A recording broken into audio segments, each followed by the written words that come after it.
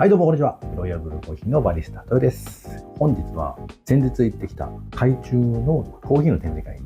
で手に入れたドリッパーについての、レビューをしてみたいと思います。ついに手に入れたと言っても過言ではないんですけども、このドリッパーの購入経緯を説明させてもらうんですけども、僕がコーヒーの勉強をし始めた時に、コーヒーの先生も使ってて気にはなってた商品なんですね。でもそのコーヒーを始めたばかりの時の僕からしてみると少し値段がいい値段するかなと思っててずっと買ってなかったんですね。コーヒーの展示会に行った時にハリオさんの新しいドリッパーが結構かっこよくて理にかなっているというか空気の抜けも良さそうだし流れもいいんじゃないかなと思ってそれを目的に行ったんだけども完売しててで回ってたらこのドリッパーがあってそういえばこれも欲しかったんだということでお買いしました。はい、それでは、ここから華道の M1 ドリッパーについて詳しく説明していきます。このドリッパーは台湾のコーヒーショップ華道が開発したもので、台湾のコーヒー文化に対する情熱と日本の長崎県の伝統工芸ハサミ焼きの技術が融合して生まれたとてもユニークなドリッパーです。この設計によりコーヒーの粉がしっかり膨らみ、香りや味をより豊かに引き出してくれます。注意すべきポイントはこの32本のリブです。一般的なドリッパーにはリブとリブの間が広くてペーパーがベタッと張り付いてしまい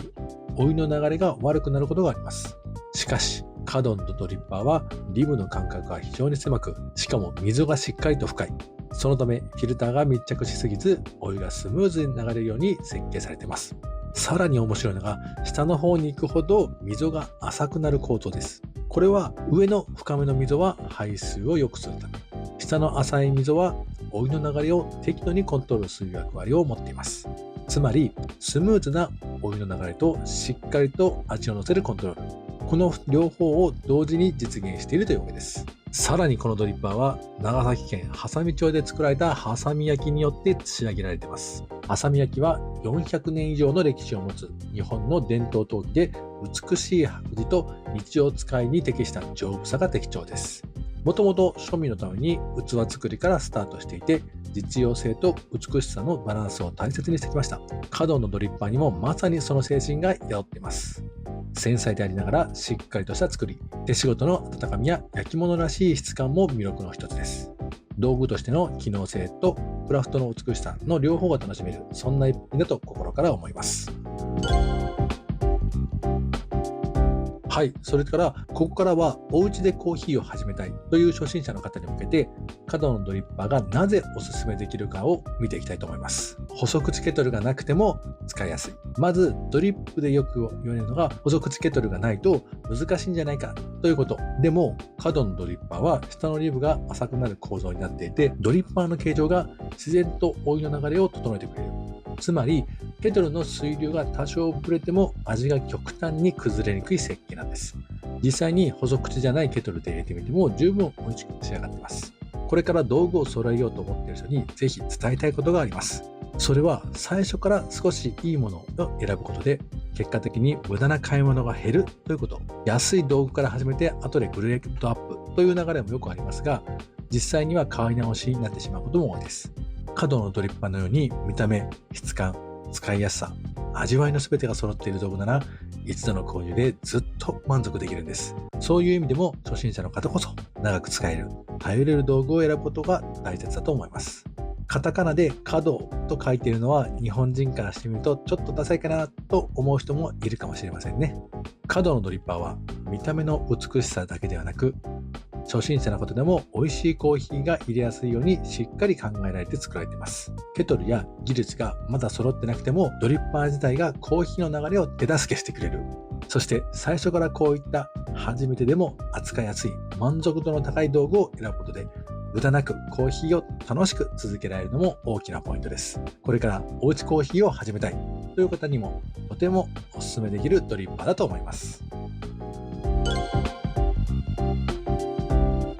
はい、それではまとめていきたいと思います。本日は華道さんのドリッパーのレビューをさせてもらいました。ドリッパーの違いで味というのは変わります。ハリオさんの V6 という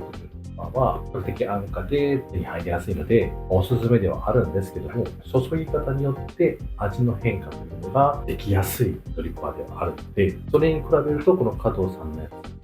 は設計上ある程度コントロールしてくれるので、初心者にも扱いやすい部類にはなっています。もう一つ初心者におすすめしたい理由としては、初めから少しいいものを買った方が後々後悔がなくなるので、これからもう一度ドリッパーを始めるという方にもとてもおすすめな商品ではあります。ただ普通の V60 のドリッパーに比べるとだいぶ高いです。6倍ぐらいの値段の差があるので、ステップアップとしてまず V60 からスタートっていうのもありではあります。僕はステップを踏みましたけど。こんな感じでね、今日はやりたいと思います。ではまた。如果你觉得这个影片有帮助，或者是喜欢，多多帮我按赞，这样子我会更努力的制作新的影片。如果有什么疑问，留言给我，很欢迎提问。如果你订阅了频道，当最新的影片上传的时候，你会接收到通知，你就不会错过哦。让我们一起继续追求对你来说美味的咖啡吧，下次见。